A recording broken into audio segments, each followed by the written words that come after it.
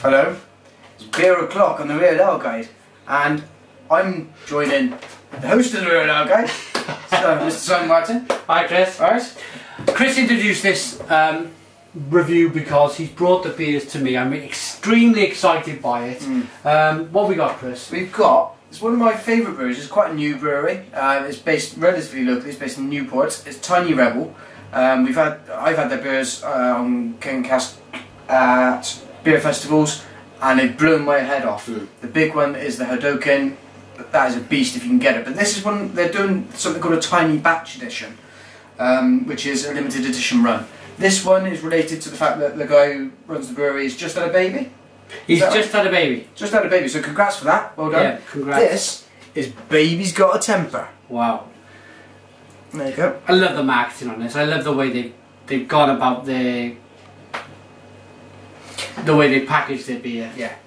It's a tiny batch edition beer, one-off beers where craftsmanship is necessary but imagination is king. It contains barley hops and yeast. This is an oak-aged IPA. A double IPA. Sorry, double IPA. At 8% ABV. And it's absolutely fresh because we got a beer, not that it has to be absolutely fresh, but it's got a fresh before June 2013. Yeah. We're in January of 2013. Yeah. Without Further ado, let's get these beers open.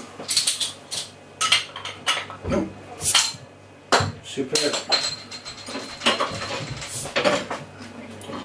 An oak-aged double IPA. I think this might be a first for me. And these are relatively clear. There's not much sediment in the Tiny Rebel stuff. I don't know if they're doing the same thing as Thornbridge do, and they're kind of micro-filtering and spinning them round and getting stuff through. But you can see the clarity of that beer. Yeah. As you show it there on the camera. Very clear. Very clear indeed. And again, a bit like the Colonel we've just done, it's punching the nose is punching out before you even get anywhere near it. Well, again, we're half a metre away from the beer, and we can pick up big noses from this.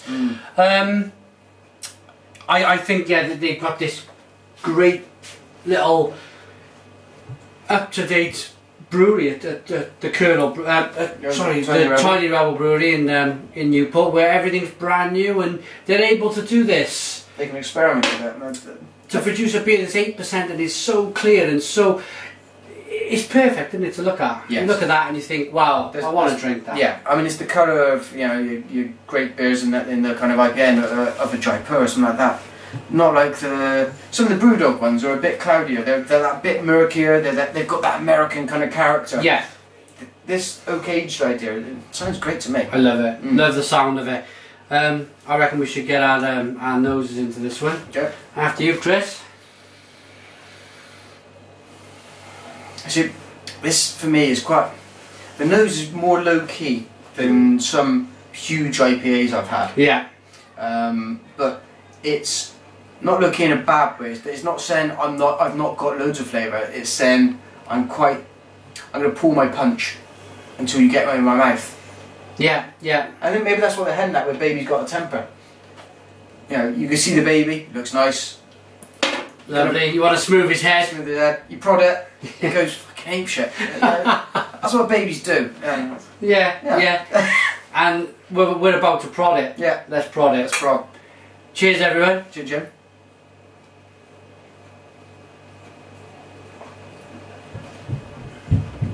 Oh yeah. Oh. Wow. Yeah. It's oaky. It is it's smooth. Wow, so smooth. Yeah, it's almost buttery, isn't it? Yes. Yes. Buttery smooth. No, that may sound to people who really know their beer. Yeah, who really know their beer. They might go, oh no, that's full of diacetyl. We do not mean diacetyl at all. No.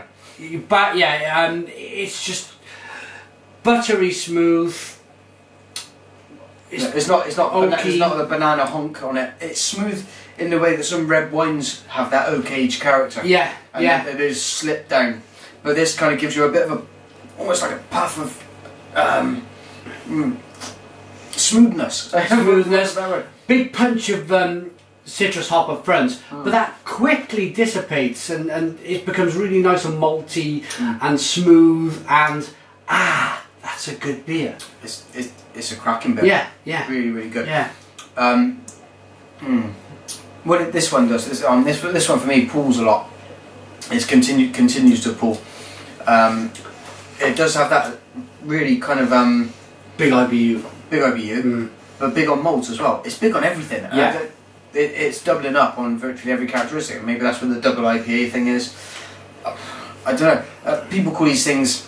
Everybody calls different beers different things, and it's what that brewer judges it to be. It seems there's no kind of Scoville limit like you get with chili, saying this is this hot and therefore it's that, and it's what the brewer feels like calling it. And I've had double IPAs from places like Brewdog, which are completely different in character to this kind of thing.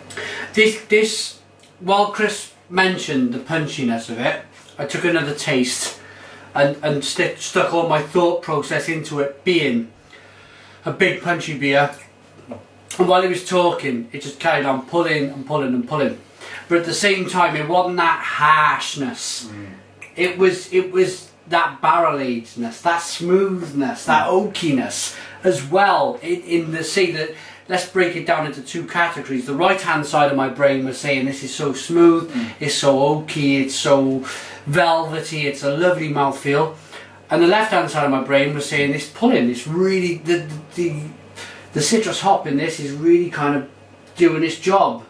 It's enough there to outweigh a little bit the oakiness. This for me works a bit like a black IPA.